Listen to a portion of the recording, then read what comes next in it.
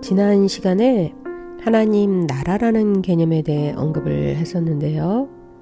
이 단어는 광범위하고 넓어서 쉽게 설명할 수 없는 개념입니다. 그러나 기독교인들에게는 너무나 중요하고 꼭 알아야 할 것이기도 하죠. 이에 상당히 복잡하고 어렵기도 하고 번역되는 과정에서 혼동을 주기도 했기 때문에 이 개념을 명확하게 할 필요가 있다고 생각되는데요. 짧게 설명이 맞춰질 것 같지 않아서 창세기 본문에 들어있는 것은 아니지만 지난 강의와 연결해서 이 부분을 이 시간에 좀 더 명확하고 정확하게 알려드리고자 합니다. 두 개의 본문을 비교해 보면서 읽어보면 좋겠는데요. 먼저 마태복음 11장 11절 말씀입니다. 내가 진실로 너희에게 말하노니 여자가 낳은 자 중에 세례 요한보다 큰 이가 일어남이 없도다. 그러나 천국에서는 극히 작은 자라도 그보다 크니라. 이번에는 누가복음 7장 28절 말씀인데요. 내가 너희에게 말하노니 여자가 낳은 자 중에 요한보다 큰 자가 없도다. 그러나 하나님의 나라에서는 극히 작은 자라도 그보다 크니라 하시니. 어떠신가요? 두 내용은 분명히 같은 것 같은데요. 마태복음은 천국이라는 단어를 사용하는 방면에 누가복음은 하나님의 나라라는 단어를 사용하고 있죠. 다른 본문을 한번 보실까요? 마태복음 5장 3절에 심령이 가난한 자는 복이 있나니 천국이 그의 것이며 라고 말했고요. 누가복음 6장 20절에는 예수께서 눈을 들어 제자들을 보시고 이르시되 너희 가난한 자는 복이 있나니 하나님의 나라가 너희 것이며. 어떠신지요? 같은 내용이라는 생각이 드시지요? 여기에도 역시 마태복음은 천국이라는 단어를 쓰고 누가복음은 하나님의 나라라는 말을 쓰고 있습니다. 그렇다면 이번에는 세 개의 복음서를 비교해 보도록 하겠습니다. 마태복음 19장 14절 말씀인데요. 예수께서 이르시되 어린아이들을 용납하고 내게 오는 것을 금하지 말라. 천국이 이런 사람의 것이니라. 이제 아래 본문들을 쭉 대충 살펴보시면 알겠지만 이 본문들은 누가 봐도 모두 같은 내용입니다. 그런데 여기도 마찬가지로 마태복음만 천국이라는 단어를 사용하고 다른 복음서는 모두 하나님의 나라라는 단어를 사용하고 있습니다. 앞에서 많이 비교해 보았기 때문에 천국이나 하나님의 나라는 같은 단어라고 생각하면 될 것 같은데요. 조금만 더 살펴볼까요? 천국의 비밀을 아는 것이 너희에게는 허락되었으나 마태복음 말씀이 마가복음, 누가복음 모두 같이 나오고 있고 역시 동일하게 천국을 마태복음만 쓰고 다른 복음서는 하나님 나라라는 단어를 쓰고 있죠. 제가 하나님의 나라와 천국이라는 단어가 책 안에서 어떻게 쓰이고 있는지 찾아보았는데요. 잘 보시면 특징을 찾을 수 있습니다. 천국이라는 단어는 모두 마태복음에만 쓰이고 있고 나머지 책들은 하나님의 나라라는 단어를 쓰고 있는데요. 특이하게 마태복음은 천국이라는 단어만 쓰는 것이 아니라 하나님의 나라라는 단어도 사용하고 있는 것을 볼 수 있죠. 누가복음은 하나님의 나라라는 단어를 많이 쓰고 있고요. 이렇게 사용된 것이 천국에 대한 개념을 갖는 데 있어서 조금 혼동을 주었습니다. 앞에서 말씀드렸던 본문을 다시 가져와 봤는데요. 다른 언어들은 어떻게 이 본문을 표현하고 있는지 살펴보기 위해서 가져와 봤습니다. 한번 보실까요? 영어가 나왔다고 겁먹을 필요가 없으신데요. 아주 간단한 영어만 살펴볼 것입니다. 노란색으로 되어진 부분을 한번 볼까요? 마태복음은 The Kingdom of Heaven 이렇게 되어 있고요. 누가복음은 The Kingdom of God 이렇게 되어 있습니다. 두 본문은 heaven을 쓰느냐 god을 쓰느냐의 차이만 가지고 있는 것을 알게 되죠. 이번에는 조금 더 머리 아프게 헬라어까지 들고 나왔는데요.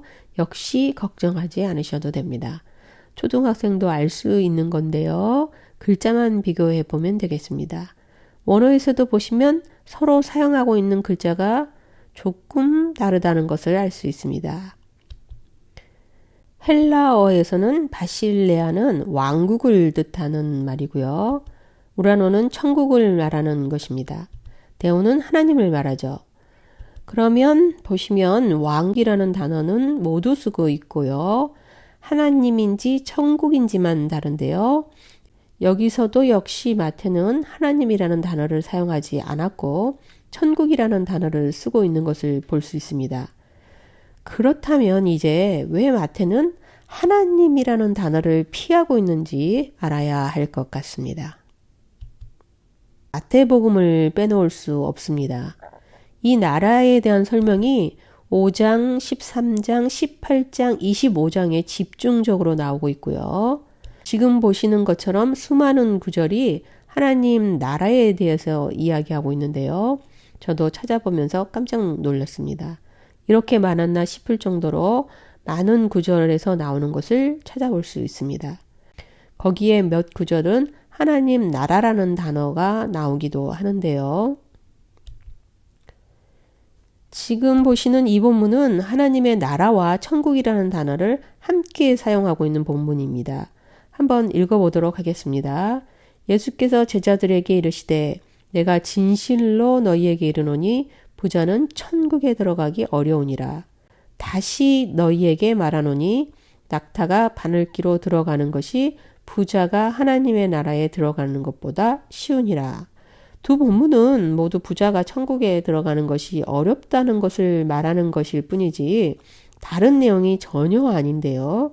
두 개의 단어를 모두 사용하고 있는 것을 볼 수 있습니다. 마태는 천국과 하나님의 나라에 대한 어떤 개념이 있었길래 이렇게 사용하고 있는 것일까요?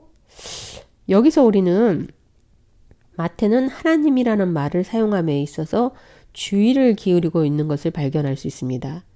다른 복음서와는 달리 천국이라는 단어를 사용하는 것은 하나님의 거룩한 이름을 함부로 부르지 않도록 하는 것일 뿐 사용하지 않는 것은 아니라는 것을 알게 되는 것이죠.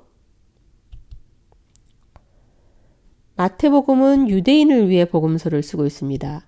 그래서 유대인의 특징상 하나님이라는 말을 쓸 때면 주의가 필요했죠. 너무 거룩하신 분의 이름이었기 때문입니다. 잘 아시다시피 필사하는 자들이 하나님이라는 글자가 나오면 목욕하고 와서 다시 이 글자를 썼을 정도이기 때문에 함부로 사람들이 말할 수 있는 단어가 아니죠. 그래서 마태는 가지라는 단어 대신에 heaven을 쓰고 있는 것일 뿐이지 둘은 같은 뜻이 되는 것입니다. 따라서 앞으로 천국이라는 단어를 보시면 마태복음 안에서 쓰이는 하나님의 나라를 뜻하는 것이다 이렇게 생각하시면 됩니다. 마태복음서에 천국이라는 단어 대신에 하나님의 나라라는 단어를 그대로 썼다면 무슨 일이 생겼을까요? 지금 보시는 것처럼 이 많은 곳에 수도 없이 하나님의 이름이 나올 겁니다. 그러면 아마도 유대인들은 몹시 불쾌해하며 이 글을 못 받아들였을 것입니다. 하나님의 이름을 함부로 쓰는 이 책을 어쩌면 버렸을지도 모르죠. 그랬다면 지금 우리는 마태복음을 가질 수 없는 일이 벌어졌을지도 모르겠습니다. 이제 마태복음서에 왜 천국이라는 단어를 써야만 했는지 이해가 되셨을 걸로 생각되는데요. 그런데 이런 설명 없이 천국이라는 단어로 번역되면서 개념이 혼동을 주었는데요. 이제 이 부분을 조금 더 정리해 보도록 하겠습니다. 마태복음의 구성은 하나님의 나라 선포와 그 백성을 모으는 것이었죠. 치유와 이적도 하나님의 백성을 만들기 위한 것이었고요. 그리고 산에서 가르쳐 주신 하나님의 나라는 이스라엘 백성들이 가지고 있던 가치관을 바꾸겠습니다. 그들은 잘못된 가르침하에 이 땅에서 잘 먹고 잘 사는 것이 복이라고 생각했으니까요. 참된 스승 되신 주님께서 다시 가르쳐 주시죠. 참된 의미를 알려주시면서 하나님께서 원하시는 나라가 무엇인지 말해주죠. 그들이 생각한 나라와는 너무 반대되는 개념이었기 때문에 서기관들과 같지 않은 이 가르침에 놀라게 됩니다. 이들은 많은 것을 오해하고 있었기 때문이죠. 우리도 마찬가지입니다. 자, 천국은 어느 곳인가요? 죽어서 가는 장소가 맞는 거죠. 그리고 하나님께서 계시는 곳이기도 하고요. 영원히 살아야 할 천국에 대한 소망을 가지고 사는 자들이죠. 그런데 이 개념이라면 성경 구절들이 조금 이상하게 말이 되지 않는 것들이 있는데요. 한번 보실까요? 우리가 너무 잘 알고 있는 주기도문은 이 개념에 의하면 이상합니다. 천국에 계신다고 했는데 천국이 아닌 하늘에 계신다고 말하고요.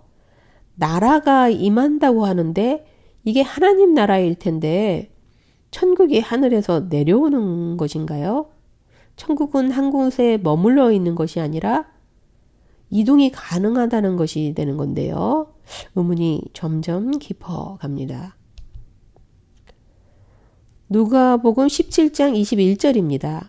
또 여기 있다 저기 있다고도 못하리니 하나님의 나라는 너희 안에 있느니라. 하나님의 나라 천국이 우리 안에 있다고 하네요. 하늘나라에 있는 게 아니고요. 고린도전서 4장 20절을 한번 볼까요?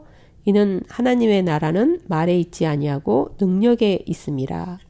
이 말씀에 의하면 우리가 죽어서 가는 것으로 끝난다는 것을 말하는 것이 아니라 하나님의 나라는 능력을 가지고 있기 때문에 우리가 사는 이 현실 가운데서도 어떤 힘을 보인다는 것으로 느껴지는데요. 또한 로마서 14장 17절에는 하나님의 나라는 먹는 것과 마시는 것이 아니라는데요.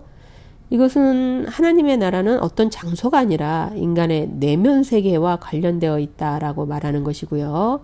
마태복음 12장 28절에는 이미 우리에게 하나님 나라가 임했다고 말하고 있습니다. 더욱이 누가복음에서는 죽기 전에 하나님 나라를 볼 자가 있다고 말하는 것으로 보아서 이것은 죽어서 우리가 가는 세계를 말하는 것 같지는 않습니다. 그렇다면 이제 이 개념을 다시 찾아봐야 할 것 같습니다. 하나님 나라와 관련지어 5가지로 개념을 정리해 볼 수 있는데요. 천국과 하나님의 나라는 같은 뜻이기 때문에 똑같은 개념이라고 보시면 되고요. 마태복음만 유대인을 위해 천국이라고 쓰는 것이다. 이렇게 이해하시면 되겠습니다. 앞에서 같은 본문들을 보여드렸죠. 우리가 생각하는 죽어서 가는 곳, 사후의 세계는 하늘나라라는 용어를 쓰시는 것이 좋을 것 같은데요. 조금 더 명확하게 한다면 하늘에 있는 나라가 되겠죠. 천당은 우리가 생각하는 곳이 맞고요. 그리고 우리가 아는 하늘입니다. 그런데 사실 천국이란 말은 하늘나라와 같은 말이죠. 하늘나라를 한자로 하면 천국이 되니까요. 그래서 이것을 구분하는 것이 쉽지 않은데요. 그렇지만 앞으로 천국과 하늘나라를 같은 개념으로 보시지 마시고 하늘나라는 하늘에 있는 나라를 줄여서 말하는 것이라는 개념을 가지시면 좋겠습니다. 그러면 좀 더 명확하게 용어가 정리되실 것입니다. 이 개념들은 이제 성경과 연관지어서 확장해서 한번 살펴보도록 하겠습니다. 하늘에 있는 나라에 관련된 구절들입니다. 히브리서에 보면 하늘에 있는 곳이라고 분명하게 말해주고 이것은 장소적인 의미를 가지고 있는 단어로 말하고 있는 것으로 보여지죠. 예수님께서 이 장소에 대해서도 언급해 주시는데요. 우리를 위한 처소가 있고 거기는 거할 곳도 많다는 것으로 보아 좋은 곳일 것 같은 느낌이 듭니다. 이것을 본향이나 처소라고 말하고 있죠. 하늘나라를 낙원이라고 부르고 있는 것을 볼 수 있는데요. 고린도후서는 바울도 이 장소에 갔었고 예수님께서도 이 낙원이라는 곳에 머무른다고 하시는 걸로 봐서 사후에 가는 세상이 있는 것은 맞는 것 같은데요.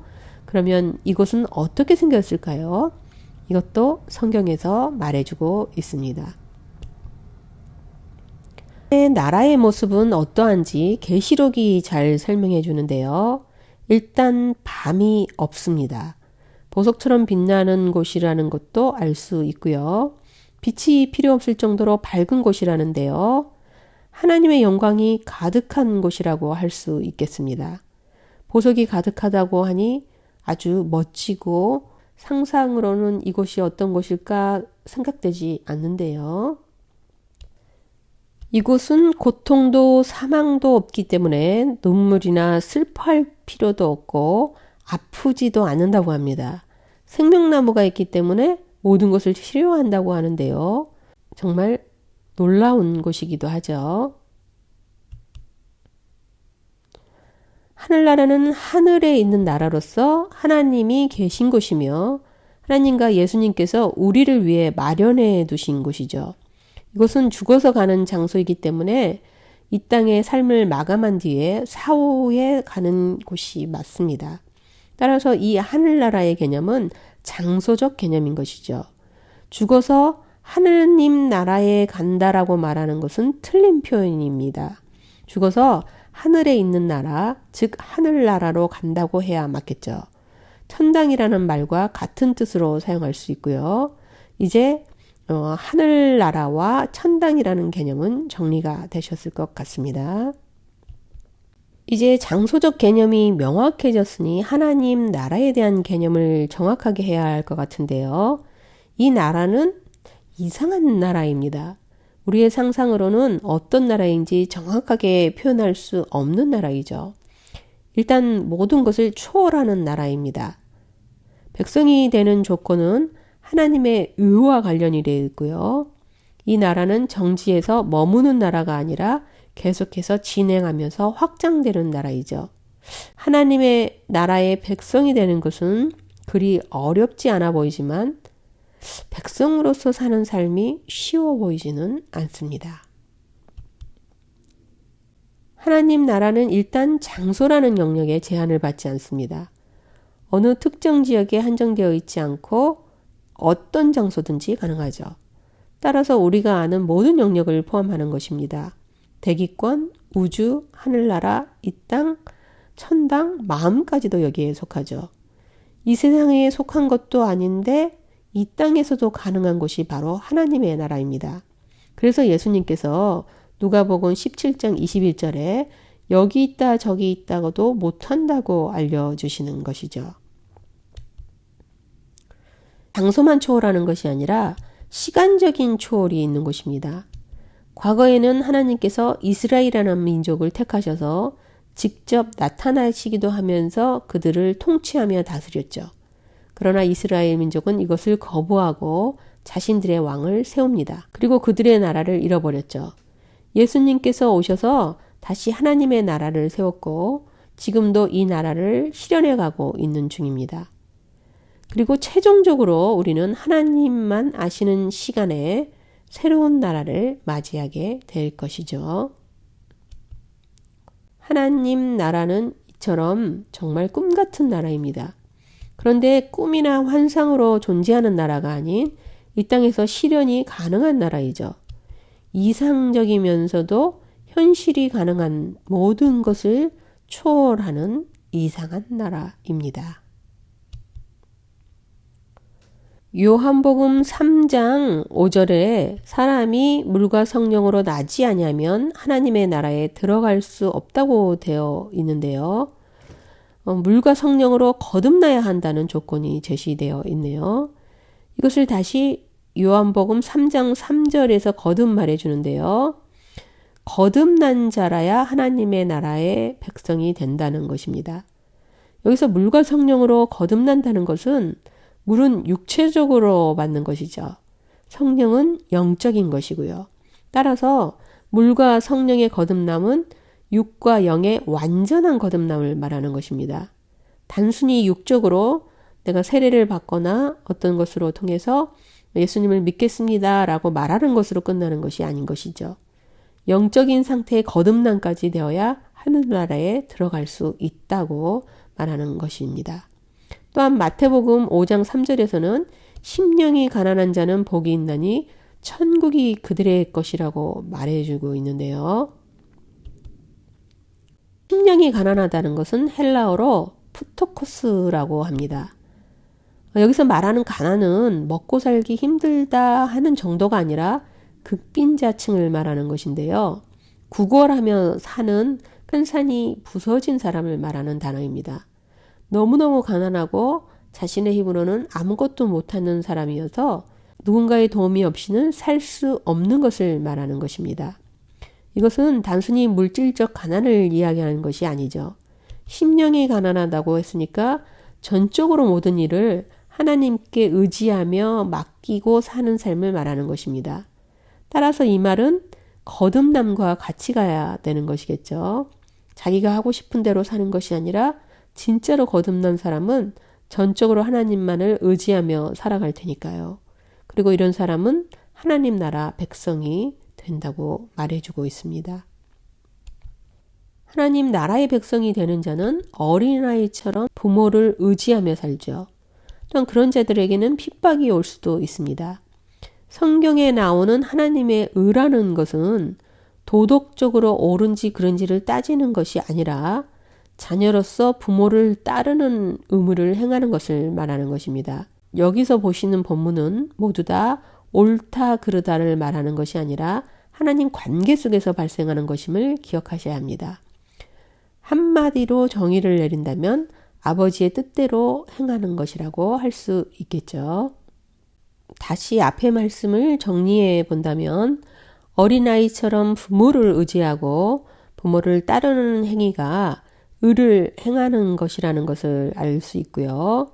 뿐만 아니라 아버지의 뜻대로 행하는 이 모든 구절들은 하나님과의 관계가 중요하다는 것을 아셔야 합니다. 따라서 우리는 무엇보다 하나님 나라와 그 의를 구하는 일을 가장 먼저 우선순위에 두어야 합니다. 그럴 때 우리는 하나님과 좋은 관계를 맺을 수 있고요. 그리고 하나님 나라는 더 확장되어 가겠죠.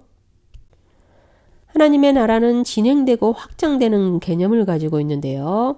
겨자씨와 누룩으로 비유되면서 계속 확장되어지고 커지는 개념을 가지고 있다는 것을 예수님께서 비유로 알려주십니다.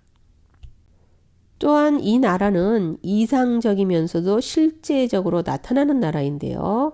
하나님 나라가 우리에게 이미 임하기도 했지만 또한 어떤 특정한 곳에 속한 것도 아니라고 말해주고 있네요. 더욱이 이 나라는 빼앗기기도 하고 빼앗을 수도 있는 나라인데요. 그래서 예수님을 받아들이지 않은 이스라엘은 결국 하나님의 나라를 받아들이지 않았고 이방인인 우리가 소유할 수 있게 되었죠. 처럼 하나님의 나라는 크고 넓은 개념입니다. 대충 표현할 수도 없지만 정확하게 표현되기도 어려운 나라죠. 그렇지만 한마디로 표현할 수 있습니다. 하나님의 다스림에 들어가는 모든 것이 하나님 나라가 되는 것인데요. 천국이라는 세상도 이 안에 포함되고요. 지금 우리가 살고 있는 것들도 이 안에 들어가 있겠죠. 어쩌면 우리가 알지 못하는 것도 있을지 모르겠습니다. 이제 모든 것이 정리가 되었는데요. 태초라는 시간에 하나님께서는 단순한 하늘만이 아닌 이 모든 것들을 만들었으며 오랜 동안 이것은 비밀로 감추어져 있었지만 예수님을 통해 우리가 알게 되었고요. 우리는 이러한 비밀을 풀게 되었다는 사실을 가지게 되었습니다. 이제 하나님의 다스림 속에 들어간 이 모든 것들은 하나님의 나라가 된다는 것이 명확해졌습니다. 천국은 이 땅에서 가능한 나라입니다. 하나님의 통치만 있으면 하나님 나라가 되는 것이죠. 그리스도를 왕으로 맞아들이면 되는 것입니다. 왕 되신 그분이 오신 목적은 바로 하나님 나라를 만들려고 한 것인데요. 치유와 이적을 일으켜서 백성들을 모으죠. 이들을 회복하여 하나님 나라의 백성으로 만들었습니다. 이것이 성경에 나오는 하나님의 나라인 것입니다. 배운 것들을 요약해 보는 시간입니다.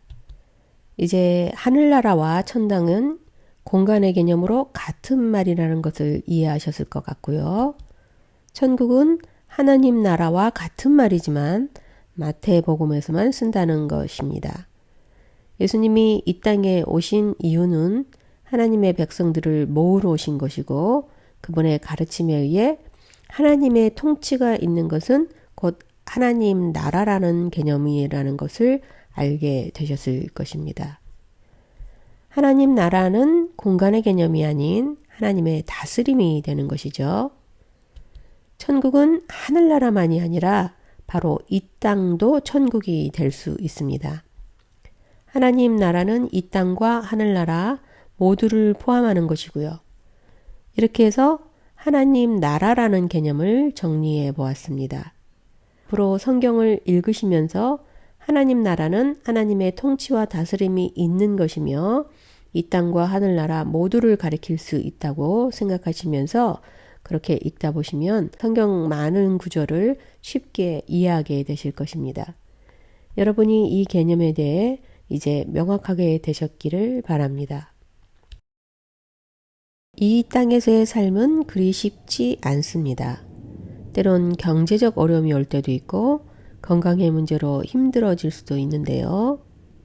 그런 가운데서도 믿음을 잃지 않는 방법은 내 마음을 하나님 나라로 만드는 것입니다.